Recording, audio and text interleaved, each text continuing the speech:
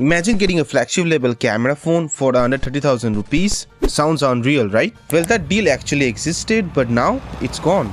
The Samsung Galaxy S23 FE was hands down the best camera phone in this price range. Yes, initially it was launched at around 55,000 rupees, which made no sense, but within like 4 to 5 months of its release, it was available under 40,000 rupees. And by the time Flipkart BBD sales kicked in, it was available at around 30,000 rupees. But here's the problem, you can't buy it anymore. So why was it such an insane deal and why can't you buy it right now? Let's dive into it, shall we?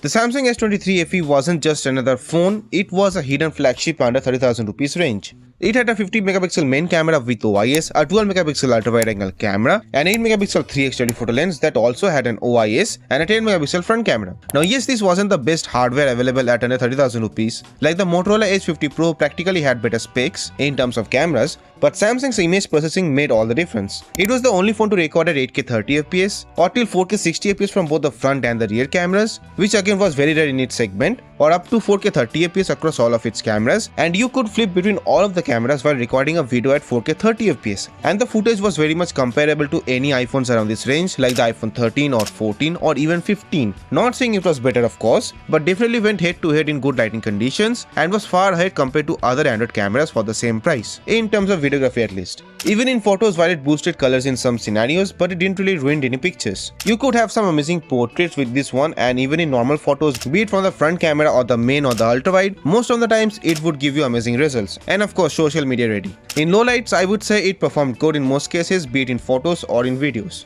It also had a flagship like build quality with aluminum and glass design, Gorilla Glass 5 display and back glass protection, IP68 for water and dust protection, an amazing Super AMOLED Full HD Plus display, good stereo separation in speakers, with 4 major Android updates and up to 5 years of security updates, and a decent performance for the price. So it was not only a good camera phone but also didn't fail to give you that flagship experience at a crazy price of 30,000 rupees during sales. But then, so even if this was a good camera phone, it did come with some downsides. Like the raw performance according to 30,000 rupees wasn't bad at all, but when it came to stable performance, the Exynos 2200 processor always limited the performance due to thermal management issues, mainly during gaming or doing heavy tasks like video editing. The battery was just average for mid-heavy users and was okay for normal use cases as compared to the competition, and well, with no charger in the box, and the display bezels were rather bold. Not in a good way. But still, for an average user or camera lovers, those downsides could be managed, and for some it didn't matter as much as you might think. But for 2025 standards, these compromises might seem a little too much, and it will feel outdated, especially due to the battery life and those thick display bezels. Like sure, when you will use it, you will feel that premiumness, but from outside it just looks like any other Samsung's upper mid-range A series phone,